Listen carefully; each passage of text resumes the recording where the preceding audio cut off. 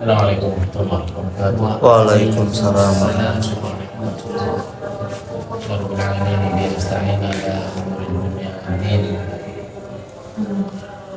Wassalatu wassalamu ala asyrafil anbiya'i wal mursalin sayyidina Muhammadin sallallahu alaihi wa ala alihi wa sahbihi wa man tabi'ahum bi ihsan ila yaumiddin. Amma ba'd. Subhanaka la ilma lana illa ma 'allamtana innaka antal alimul hakim. Rabbi shrah li sadri wa yassir li amri wahlul 'uqdatam min lisani yafqahu qawli. Rabbi yassir wa la tu'assir wa jazakallahu khair. Allahumma la sahla illa ma ja'altahu sahla wa anta taj'alul hazana idza syi'ta sahla. Rabbana wa la tahzan 'alaina wa la takilna ila anfusina tarfata 'ain wa la taqulna min dhalik wa la tanza'na wa sallallahu wa ta'ala amin. Ta'alina fi ta'ala bina inna al-amra wa la Senin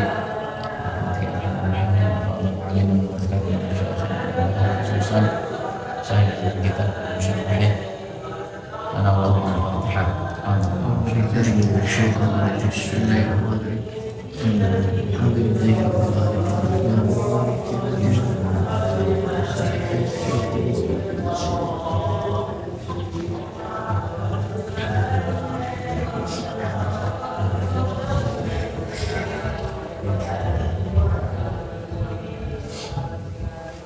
Bismillahirrahmanirrahim. Qul mu'allif rahimahullah ta'ala wa da'wa an-naf'a bihi wa barakatuh ulumi hukum muslimina fid darain amin ila an qala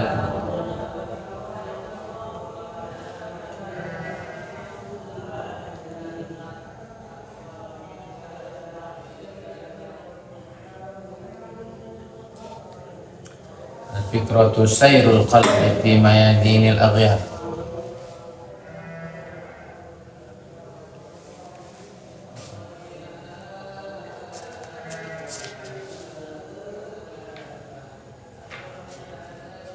Fikratu sirajul qalb fa idza dhahabat fala idha'ata lah.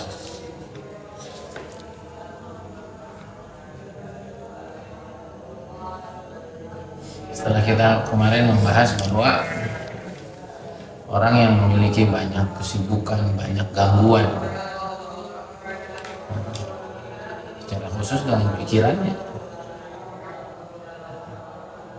gangguan pikiran itu bisa bikin orang gak tidur. Kita kan kalau lagi sibuk pikiran bisa tidur tuh ya, pikiran yang gak selesai, pikiran sedih ya, pikiran terlalu gembira. Kalau gembira kan otak berarti otak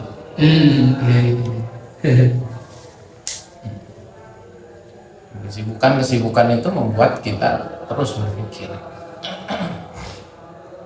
Maka beliau menyebutkan bahwa pikiran yang tidak digunakan untuk sesuatu yang membuat kita semakin dekat ke Allah, maka pikiran itulah yang akan menjauhkan kita dari Allah. Maka kita mesti melakukan pikiran atau melakukan proses berpikir agar hati kita selalu terhubung kepada Allah Subhanahu wa Ta'ala. Maka di sini beliau menyebutkan pemikiran itu adalah perjalanan hati pada medan-medan makhluk-makhluk Allah Subhanahu wa Ta'ala.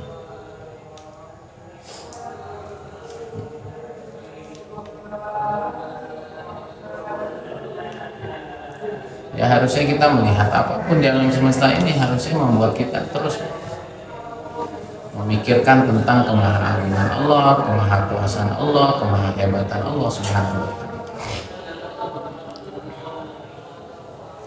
Nah, maka kadang-kadang kita itu memang disuruh menjeda dari segala kesibukan, karena kalau nggak dijeda itu pikiran kita tuh ngalir aja dengan agenda-agenda hidup yang menjadi rutinitas kita. Kadang-kadang orang sakit, kadang-kadang orang diperintah untuk tahajud, diperintah untuk sholat. Itu sebenarnya kan menjeda semuanya dari rutinitas harian agar pikiran ini berfungsi lebih jernih. Kalau pikiran itu berfungsi lebih jernih, maka dia akan berjalan di atas jalan tadabbur, merenung, memikirkan sesuatu yang lebih jernih, yang nanti berujung kepada kemahakuasaan Allah Subhanahu. Maka beliau menyebutkan man la tafarruqalah la fikrah. Siapa yang tidak ada menjedanya, maka pikirannya nggak akan bisa difungsikan secara maksimal. Coba deh, kapan pikiran tuh banyak mau tidur? Apa? Itu kan kita siap-siap mau istirahat kan. Maka kan katanya afirmasikan yang positif, pikir yang baik-baik sebelum tidur. Doa dan lain sebagainya. Nah, itu orang sekarang nyebutnya sebagai me time. Waktu kita dengan diri kita sendiri. Ya. Kan lagi waktu sholat, ya kan berhenti semua aktivitas. Makanya buktinya pikiran kita kuat banget kalau kita menjeda. Ya, kunci lupa naruh di mana, ingat. Belum lagi dibantuin setan gitu ya, udah ingat. Kemudian yang kedua apa? Kemudian yang berikutnya termasuk itu kalau kita lagi di perjalanan kita fresh, plong. Pikiran tuh mana-mana tuh jernih. Masuk di WC. Lagi nongkrong kan emang nggak ada agenda. Kalau kita lagi sibuk, kadang-kadang sesuatu yang harusnya kita ingat kita nggak ingat. Tidur, lupa makan, keluarga, lupa semuanya. Maka kita perlu menjeda. Agar apa? Agar pikiran kita tuh punya ruang untuk berpikir secara lebih jernih. Wa man la fikrata lah la sayralah. Siapa yang nggak pernah mikir, siapa yang tidak menggunakan pikirannya dengan baik, la sayralah, maka dia tidak akan pernah berjalan menuju Allah Subhanahu wa ta'ala. Wa man la sayralah la usulalah. Siapa yang tidak berjalan menuju Allah, dia tidak akan pernah sampai. Maka dari pikiran inilah hati itu berjalan menuju Allah Subhanahu wa ta'ala, dan perjalanan itu dimulai dari memikirkan alam semesta.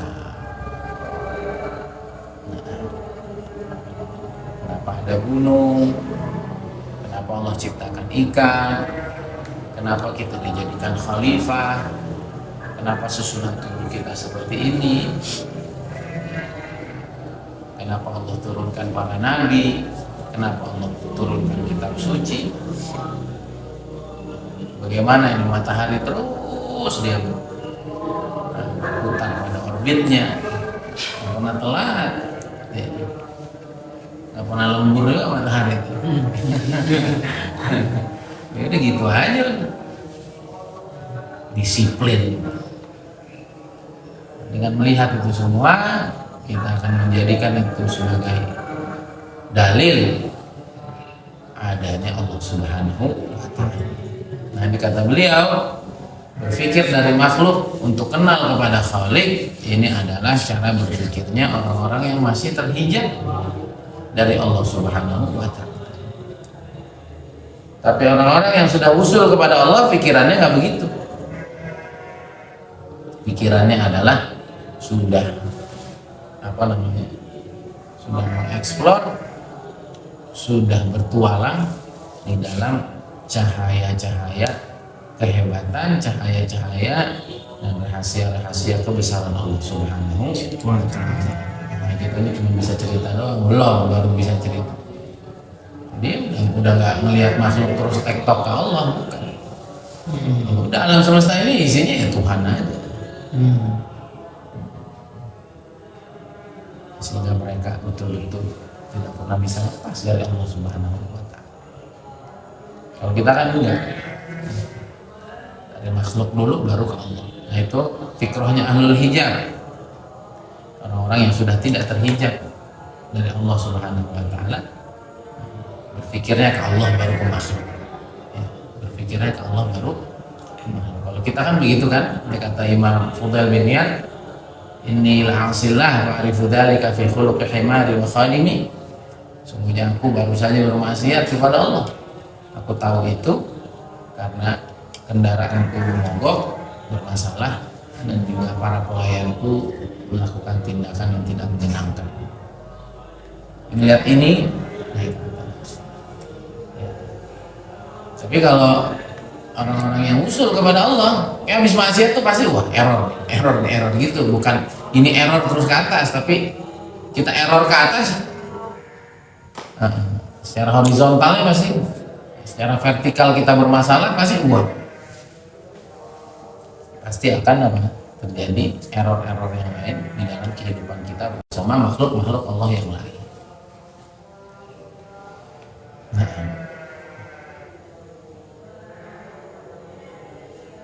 beliau ini berbicara tentang fikroh level awal dulu, bagaimana melihat makhluk, bicara tentang makhluk, merenung tentang makhluk, akhirnya sampai kepada Allah Subhanahu wa Ta'ala. Tidak sedikit dokter-dokter, tidak sedikit para peneliti-peneliti alam semesta ini, mereka ujungnya menemukan Allah Subhanahu wa Ta'ala. Walaupun banyak juga yang enggak, melihat segala kecanggihan ini udah ini semula jadi, apa Malaysia apa? Semula jadi. Ya udah natural, udah secara alami udah begini udah.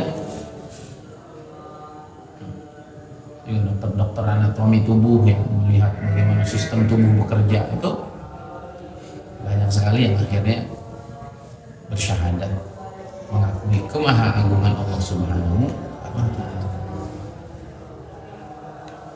Nah, kalau para ahli usul bukan ngelihat anatomi tubuh kemudian kenal Allah, bukan. Karena Allahnya maha hebat ngelihat tubuh. Udah gitu banget. Allahnya maha hebat ngelihat cara kerja tubuh manusia ini atau cara kerja alam semesta yang begitu rapi, yang begitu terstruktur, yang begitu istimewa. Udah nyebutnya Allah aja. Berangkat dari Allah menemukan makhluk yang istimewa. Kalau orang-orang yang belum usul, maka mereka melihat makhluk yang istimewa, ingat yang repot itu nggak ngelihat apa-apa. Bahkan bertanya di mana Tuhan gitu. Gampang aja tuh di mana Tuhan. Kenapa ente jalan pakai kaki? Begitu. Benar kan? Kalau nggak ada Tuhan kan kita bebas satu program diri. Ini kan tandanya ada Tuhan. Jalan pakai kaki, bukan pakai kepala gitu kan. Orang-orang nggak percaya Tuhan gituin aja. Mana bukti Tuhan? Ente jalan pakai kaki. Maksudnya, coba jalan pakai kepala. Kan? Itu programnya tuh jalan pakai kaki. Kan gitu kan? Iya. Yang enak kan kita habis makan udah nggak perlu ke WC. Coba dong buat program kayak gitu. Itu program dari mana? Itulah program Tuhan kan gitu. Nanya Tuhan di mana? Ente lu bisa hidup. Siapa yang memprogram? Pernah memprogram diri? Boro-boro memprogram diri. Punya niatan juga enggak atau lahir? Itulah Tuhan. Kan gitu. Gigi ada stopnya. Nah. Apalagi kuku nggak ada stopnya. Coba dong stop kuku, gigi yang kamu panjangin bisa nggak? Itu program Tuhan semua. Nah, gitu aja susah. Yang repot itu orang melihat apapun nggak ketemu Allah, nggak ketemu penciptaan. Dan tidak sedikit hari ini orang seperti itu. Program yang kita jalanin ini semua, inilah program Tuhan. Malam kita harus istirahat, benar nggak? Rambut tumbuh, ada laki ada perempuan, coba dong. Kalau nggak ada Tuhan udah, ya enggak. Apa kayak nama jenis kelamin lain kan nggak gitu. Kalau nggak ada Tuhan ya pasti semua manusia kan nggak ada yang mau mati. Dan lain sebagainya. Maka harus kita ini menjeda. Kenapa kita? Itu bahasanya teman-teman PPA. Minimal kita bertanya hal-hal dasar. Kita datang dari mana, sidang di mana, mau kemana, minimal begitu. Orang mikir begitu aja ketemu Tuhan. Karena orang kan nggak begitu, tahu-tahu udah begini. Harus Saya nanya, sebelum ini di mana? Sekarang lagi di mana? Mau kemana? Itu insya Allah ketemu Tuhan.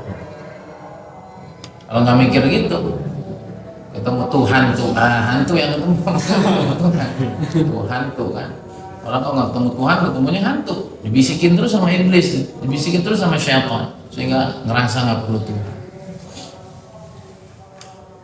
Nah ini tema-tema seperti ini, tema-tema yang jarang diangkat hari ini. Apa itu? Tema menjeda diri. Coba deh. Makanya kemarin saya sakit itu, banyak banget tuh pikiran-pikiran lama yang muncul, agenda-agenda lama yang teringat. Yang penting. Terus pentingnya kita bangun malam. Itu kondisi paling fresh. Kita nggak ada gangguan apapun. Itu juga kuncinya Ustaz Abu Syauq itu. Kalau ngaji itu jangan nggak sholat tahajud itu. Karena itu energi paling kuat yang Allah kasih. Karena itu ada menjeda.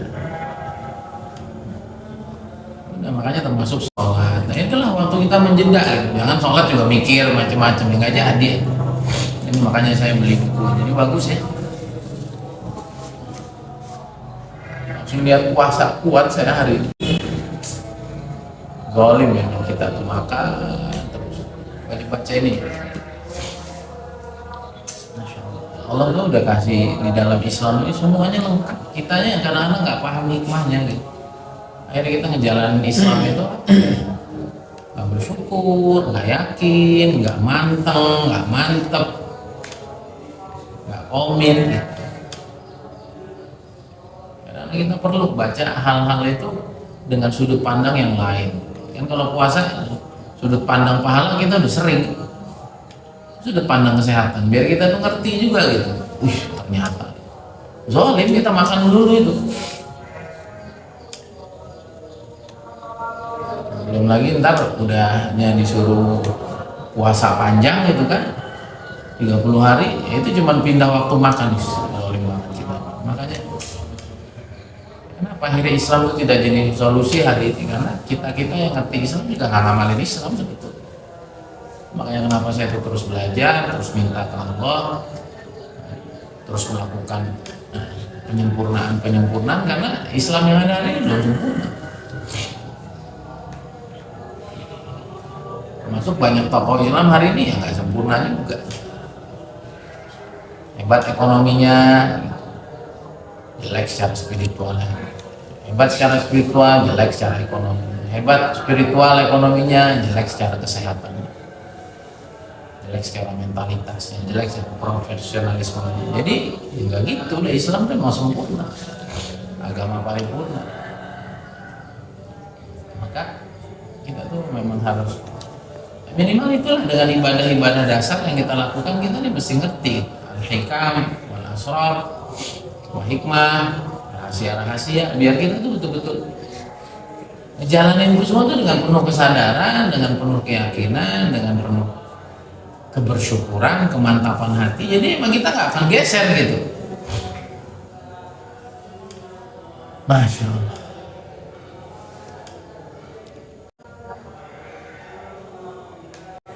Maka tadi saya ini WhatsApp Umi. WhatsApp Umi. Insya Allah tanggal 2 Februari yang mau ikut Ustaz belajar pemetaan talent bakat termasuk istighfar bil Quran, bagaimana Quran menjadi obat. Tanggal 2 Februari sama Dr. Iskandar Mirza guru saya. Investasinya 450.000 seharian full, makan berat 1 kali sama snack 2 kali. Saya di tanggal 1 Februari itu kayaknya saya di Majalengka dan saya akan berangkat dari Majalengka ke Bandung. Nanti saya ke Majalengka lagi bawa pulang keluarga saya. Jadi saya tanggal 31 tanggal 1 dengan kalau jadi insya Allah jadi kumpul keluarga besar saya di rumah abang saya di Majalengka. Dan saya udah janji tadi, pokoknya apapun tantangannya saya akan datang, saya akan upayakan. Termasuk saya disuruh nyari 15 orang. Karena 5 orang udah ada, jadi minimal kelas itu jalan 20 orang. Silakan yang mendengar saya melalui online, baik di TikTok ini ataupun nanti di YouTube setelah jadi rekaman, silakan yang mau bergabung. Dan ini level satunya adalah bagaimana kita tuh melihat Quran tuh menjadi sesuatu yang sangat istimewa dalam hidup. Istimewa nggak Quran bagi kamu? Belum, atau siapa? Buktinya lebih sering lihat HP. Ini belum istimewa, nah kita pengen buka gitu-gitu. Yuk doa sama Allah. Coba doa sama Allah, upayain. Ayo, mumpung kalian masih muda. Jangan kayak saya 35 baru buka semua. Ustaz Aziz juga. Coba nih orang-orang terdekat saya, Dek, bisa beli emas, bisa beli ini. Coba doa sama Allah. Dan ini nanti level 2-nya kita bisa ngebaca karakter orang melalui Quran yang kita baca. Level 3-nya kita bisa, bukan, level 2-nya itu kita tahu karakter diri kita sesuai Quran yang kita baca. Kemudian nanti level 3-nya kita bisa memetakan dan mulai bisa nyembuhin diri kita melalui Quran yang kita baca. Itu orang Umi itu pernah lumpuh dan sembuh. Ustaz Iskandar itu gulanya pernah 600, sekarang normal 200, 300. Ada orang itu kakinya nggak bisa sembuh-sembuh, dan itu bisa disembuhin dengan Quran. Dan Quran kan dibilang kan begitu kan, hudan wa syifa. Dan kita ini sering nyari obat ini, nyari obat itu, ya ini aja nih obat-obat tradisional, obat herbal aja kita nggak pernah sentuh. Ini tadi saya lihat apa menu yang ditawarkan oleh Quran: korma, air putih, madu, labu, anggur, cuka. Pernah nggak masuk agenda kita puasa? Jauh banget kita nih ngaku. Kita tuh pengen gitu membuka mindset kita. Hidup itu gaya siapa sih? Gitu. Air Zam-Zam, ajib semua. Coba bayangin. Kalau orang Islam puasanya udah bener-bener ikut syariat itu, aduh, apa nggak jatuh hati tuh sama puasa? Tapi karena nggak paham, di luar puasa juga nggak persiapan mau masuk bulan puasa, makan juga sembarangan, puasa itu jadi beban. Coba sama Quran jadi beban nggak dalam hidup kita? Jujur aja, ini beban. Nanti level 1 nih mengubah mindset kita bahwa depan kita loh ada kitab yang luar biasa. Jadi dari level 3 kita akan bisa istighfar dengan Quran atau dengan bacanya doang gitu. Paham gak? Kita bisa tahu rohaniat kita naik apa enggak, dan kita sudah bisa memapping talent orang-orang yang ada di sekeliling kita. Semua level itu Belum, nanti yang tanggal 2 Februari itu level pertama. level pertama dulu. Dan nanti ujungnya apa ujungnya? Ujung dari training ini adalah agar kita tuh punya hubungan yang betul-betul erat, komit kepada Quran. Minimal baca Quran bin nazar tiap hari itu 1 juz. Bahkan saya senang, pengen banget saya ini terikat sama Quran. Nah, kita ini hafiz Quran, tapi nggak ada ilaqah sama Quran gitu loh. Baca kadang enggak, kadang semangat, kadang. Emang kita ini nggak risau? Kan harusnya risau. Kita belum ada ilaqah qalbiyah sama Quran itu, sehingga Quran nggak beri kita apa-apa. Mulai kalau ada ilmu ini saya kejar. Ya, kita mau ngapain hidup kalau nggak sama Quran? 2026 nih saya tarik semua hal-hal terbaik yang Allah akan hadirkan dalam hidup saya. Di antaranya ilmu, dan saya akan kejar. Beneran, kalau yang lain nggak ada yang mau, saya 1 orang, saya bayar berapa juga. Saya dulu pernah ikut training 5 hari 15 juta. Apalagi ujungnya adalah Quran. Dan Ustadz Iskandar juga niatnya memang tidak bisnis. saya akan kejar. Level 2, level 3 saya harus, semoga bisa sebelum Ramadan ini, kalau enggak nanti habis Ramadan. Jadi saya bahagia banget, saya Ramadan ingin memperbaiki metabolisme tubuh saya dengan ini, ya saya pengen banget itu. Sebelum Ramadan saya lebih dekat dengan Quran kan. Ramadan bulannya Quran. Udah jadi bulan Quran belum deh? Belum, jujur aja kita nih. Saya mau jadi imam, memang bulan Quran bagi saya jadi imam? Belum tentu. Bulan nyari duit, jujur aja. Jauh, kita nih jauh. Jadi apa ya? Kenapa sih kita harus bangkit, kita harus berbeda? Bukan kita bangkit, kita harus berbeda. Bukan kita. Ya saya nggak tahu boleh dicicil apa enggak. Tapi niatin aja. Masa biar kita lebih dekat ke Allah. Allah nggak pengen nolongin kita. Saya insya Allah Sabtunya saya di Majalengka. Dari Majalengka pagi saya langsung ke Bandung. Saya ke Majalengka lagi, ambil keluarga saya, balik lagi ke Bandung. Agar kita semua tahu gitulah. Namanya nuntut ilmu kan tolak itu yang ngejar. Yuk bismillah 2026 kita bangkit dalam segala sisi. Nah, jadi kita perlu menjeda diri. Kita ini hidup mau ngapain sih? Mau apa? Lagi apa? Mau kemana ujungnya? Terus menjeda diri. Kalau enggak, ngapain sih gitu-gitu? Udahlah yang kita mikir. Terus sejauh mana kualitas keislaman kita? Jauh. Yuk kita bangkit menjadi generasi yang lain, generasi yang berbeda. Ya memang spiritnya adalah bagaimana Islam ini bisa diamalkan secara sempurna. Belum ya, nanti Ustaz Aziz mulai berkiprah bersama kita nanti di dunia sosial. Nanti kita tahu selama ini ternyata betul-betul peduli kita sama lingkungan, sama orang susah. Ayo kita ambil semua pelan-pelan, dikit-dikit, biar Allah berilmu sebenarnya. Beliau melanjutkan, sesungguhnya pemikiran itu adalah cahayanya hati. Kalau udah nggak ada cahayanya, kalau berpikir, merenung, menjeda diri itu udah nggak ada, fala idha'atalah, itu udah, hati itu udah nggak ada cahaya.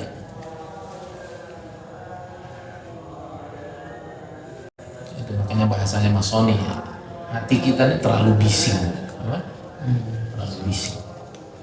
Dengar ini, dengar itu, terdistrak ini, terdistrak itu, punya kepentingan ini dan itu. Itulah kenapa jiwanya orang mukmin itu selalu tenang. Walladzi anzala sakinata fi qulubil mu'minina liyazdaadu imanan ma'a imanihim.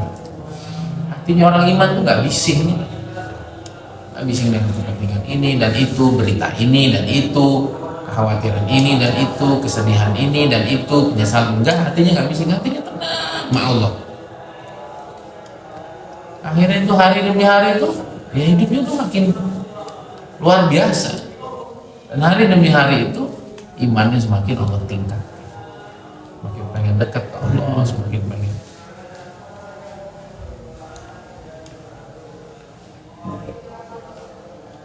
Nah,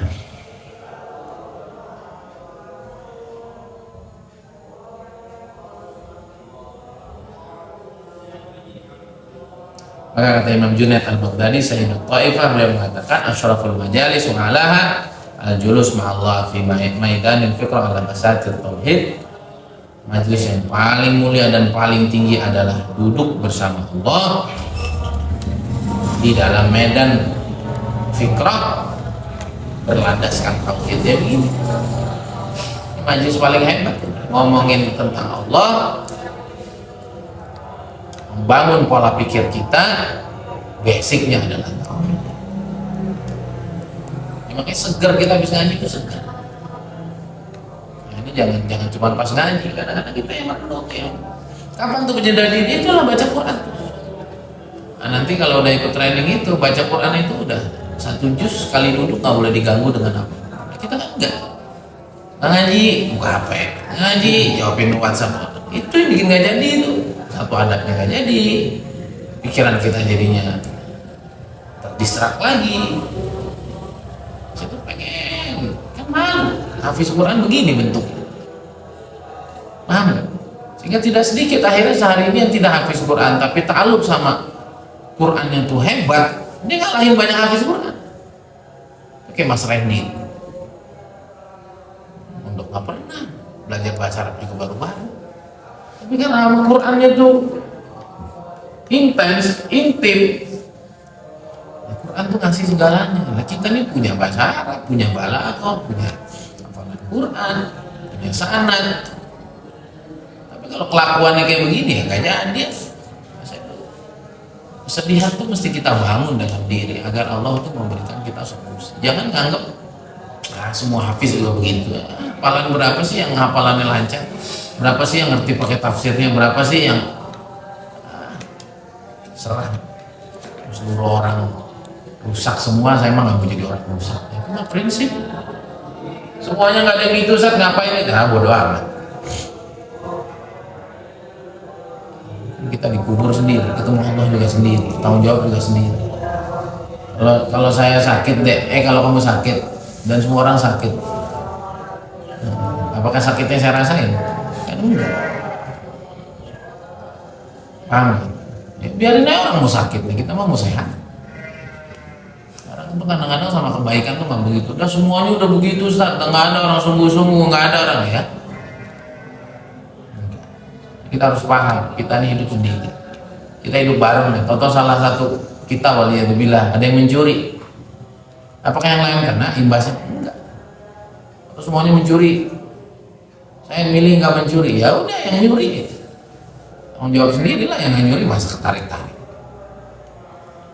Nah itu yang sering saya sebutkan. Kuntu fi rahimi ummi wahdi, wulidtu wahdi, wa fil qabri wahdi, wa aqumu amama Allah wahdi, idzan ana wahdi. Kita di perut ibu sendirian, dikubur sendirian, berjumpa dengan Allah sendirian, dihisab juga sendirian. Berarti sekarang ini hakikat kita sendiri. Apa buktinya? Ya udah, yang Ibnu dapat apa yang diamalin Ibnu, yang dapat tadi apa yang diamalin tadi. Ada waktunya nanti kita berpisah. Saya juga sendiri dulu. Nah kalau kita ini nggak sayang sama diri kita nggak ambil yang terbaik untuk diri kita, nyesel. Ngapain boleh ikut-ikutan teman? Ngapain? Nah, hari ini orang tuh hidupnya tuh imah gitu, ikut-ikutan gitu. Kata Nabi SAW, waqtinu anfusakum, matengin gitu loh dirinya. Prinsip tuh pegang kencang gitu loh. La takunu imah. Ini ikut-ikutan, inna ahsanan nas ahsanna wa inna sa'an nas ahsanna. Kalau orang pada buat baik saya ikut, kalau orang jelek saya ikut, semuanya pada begitu. Kata Nabi, lah jangan gitu. Walakin kulu, tapi tanamin prinsipnya. In ahsanan nas ahsanna wa inna sa'an nas ahsanna. Orang buat baik saya ikut, kalau orang nggak buat baik saya enggak, saya tetap buat baik. Itulah innallaha yuhibbul muhsinin. Allah suka sama orang yang kebaikan itu atau berbuat baik itu sudah menjadi sifatnya. Muhsin kan isim sifat, berarti harus jadi sifat. Jangan berubah. Orang mau ngapain kayak sama seperti sekarang, orang udah nggak peduli makanan apa yang masuk, kita harus peduli. Ini udah masuk zamannya. Nabi udah bilang kan, datang suatu masa nanti orang udah nggak peduli apa yang dia makan, apakah halal atau haram. Yang kedua, orang tidak peduli dan bagaimana cari uangnya. Kita pengen, nah, tetap aja tuh masalah mah dijalanin di zaman kapan pun jadi masalah ujungnya. Tapi kebaikan, ada temennya nggak ada temennya, kapanpun dimanapun kita jalanin pasti menjadi kebaikan. Nah, kalau kita bersedia membuka diri, kita bersedia membuka diri untuk Allah berikan hal-hal terbaik dalam hidup kita, Allah siap memberikan. Masalahnya kita tuh kadang-kadang untuk diri. Maka saya tuh baca Quran surat Al-Kafirun, qul ya ayyuhal kafirun la a'budu ma ta'budun. Saya tidak hanya mengatakan itu kafir itu ya kafir di dalam ayat itu kafir Quraisy. Tapi kan makna Quran itu lengkap. Makna Quran itu luas. Apa di antara makna Al-Kafirun itu? Kafarah artinya menutup, orang-orang yang menutup diri. Lah abud ma ta'budun. Saya emang nggak ngikutin keyakinan apa yang kamu yakini. Udah cukup kok begini. cukup dengan tablik, cukup dengan ini, enggak, saya mah enggak. Jadi kita harus punya prinsip terbuka gitu, dengan segala kebaikan. Orang-orang yang nutup diri, udah merasa hebat aja, udah merasa cakep aja, udah merasa lengkap aja, enggak. Bagi saya itu hidup belum boleh ditutup untuk menerima segala kebaikan sampai Allah yang nutup kehidupan kita, baru boleh berhenti. Jadi Quran itu kan satu untuk semua, wal ibratu bi umumil lafzi la bi khususis sabab, dan itu prinsipnya kan. Bahwa yang dinilai itu, yang menjadi penilaian adalah apa secara generalnya, bukan sababiyah yang khas, bukan sababiyah yang spesifik.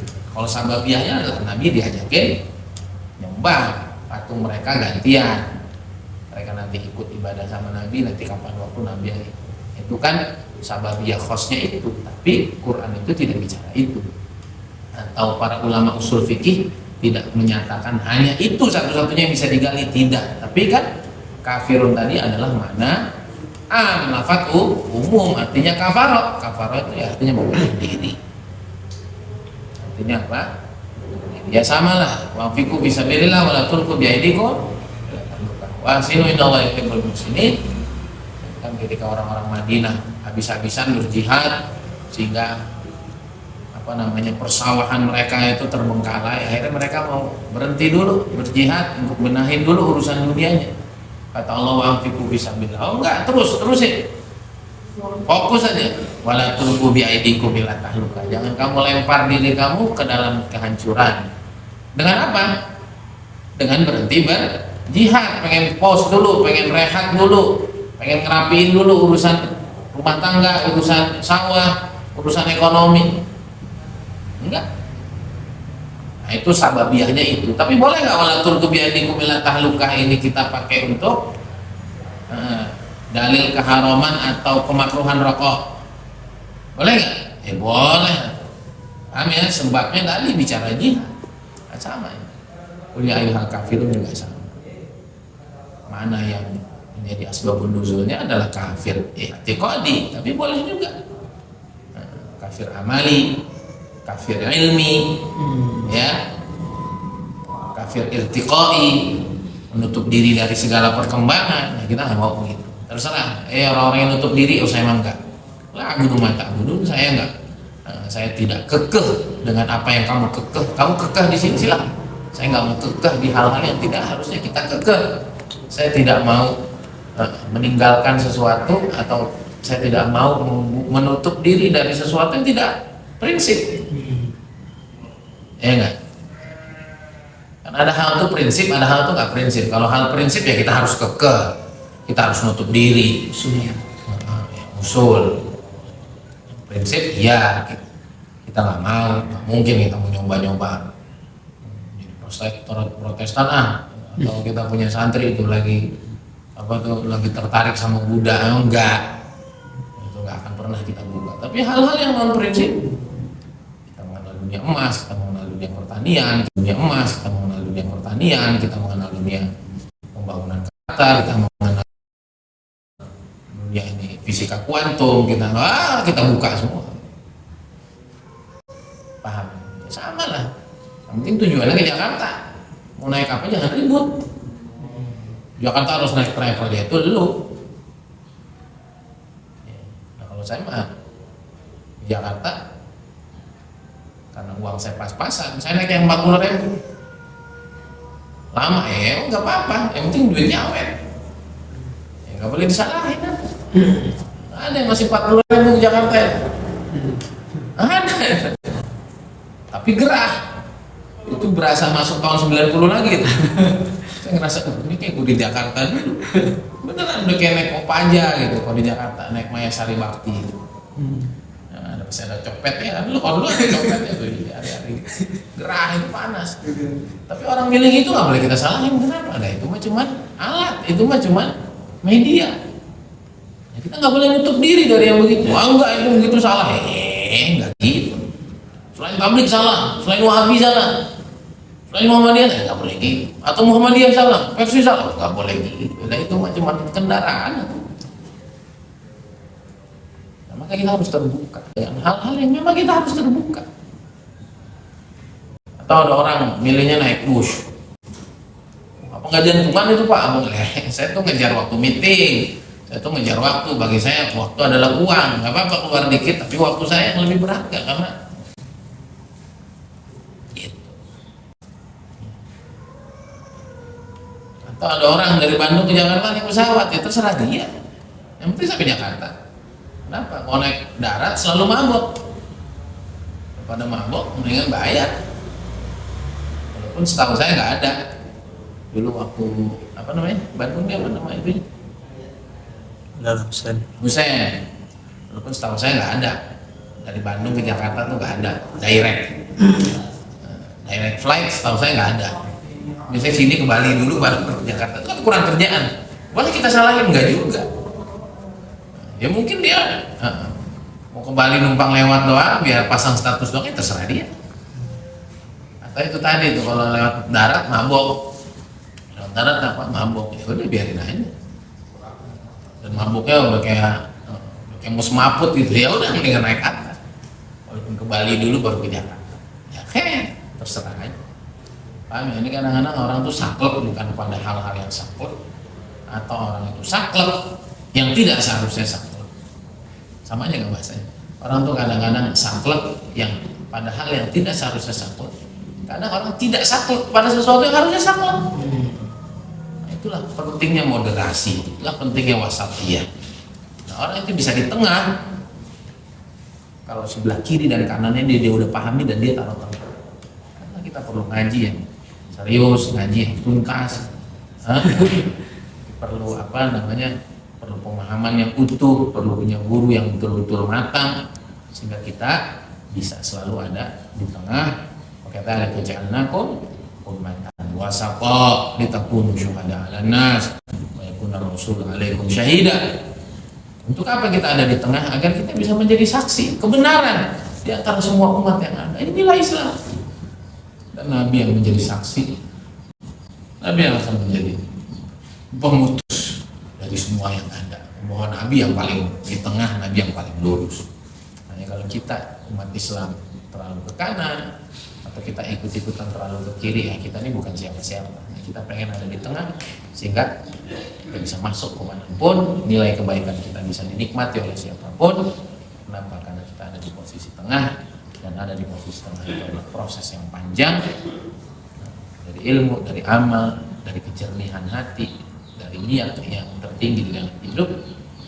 Baik, jadi kesimpulan kita pada pagi hari ini adalah kita harus menjeda diri agar pikiran ini bisa berpikir secara jernih sehingga dia bisa berselancar menemukan Tuhannya. Baik secara horizontal baru vertikal, dari sesama baru ke Allah, itu juga baik walaupun disebut sebagai fikrahnya adil hijab, orang yang belum sampai ke Allah. Tapi orang-orang yang sudah sampai kepada Allah, dia melihat Allah yang maha sempurna. Akhirnya dia melihat segala kehidupan ini tertata dengan sempurna ketika tidak ada jeda untuk pikiran yang berpikir. Maka hati dan pikiran ini akan semakin gelap, karena pemikiran itu, perenungan itu adalah cahayanya hati. Dan kalau dia sudah hilang, maka tidak ada lagi cahaya yang ada pada hatinya. Ada wallahu a'lam wa ilmu saya termasuk juga, saya mengikut training Quran, saya ke emas, saya ke pertanian, saya ke banyak hal, itu hasil merenung semua. Merenung apa coba? Ini gimana sih kita nih ngerti agama tapi pola makannya kayak orang nggak ngerti agama gitu, paham nggak? Itu kan hasil merenung gitu. Akhir Allah kasih. Ya, kalau tenang-tenang aja nggak dikasih sama Allah. Atau kita jadi hafiz Quran, hafiz Quran gini doang ya. Perasaan dulu hafiz Quran tuh lebih keren dari kita. Akhirnya merenung, Allah kasih. Allah kok udah ngamalin agama tapi kok orang Islam tuh nggak bisa menguasai pasar, nggak bisa menguasai ekonomi. Akhirnya Allah kasih ilmu emas sebagai ilmu dasar. Allah kasih ilmu mental kaya, Allah kasih ilmu membangun kekayaan secara berkah tanpa riba dan lain sebagainya. Tapi kalau kita nggak pernah mau mikir, udahlah, udah kumahadai ya tuh. Nah, kalau nggak gini nggak bisa ya, selesai tuh. Itu namanya nggak ngejar Allah. Kalau orang tuh ngejar Allah nggak akan pernah tenang sampai betul-betul hidupnya betul-betul sesuai yang Allah mau, makin mirip dengan Rasulullah SAW, makin mirip dengan kehidupan sahabat, makin mirip dengan kitab-kitab yang pernah dibaca. Kalau sudah demikian, barulah hati makin jernih, makin terang, makin jernih dan terang. Kita akan semakin merasakan kehidupan yang luar biasa, dan kita insya Allah akan menjadi asbab hidayah besar-besaran untuk umat. Semoga Allah tolong kita selalu, bimbing kita selalu. Hada bila taufik, subhanallahi wa bihamdihi.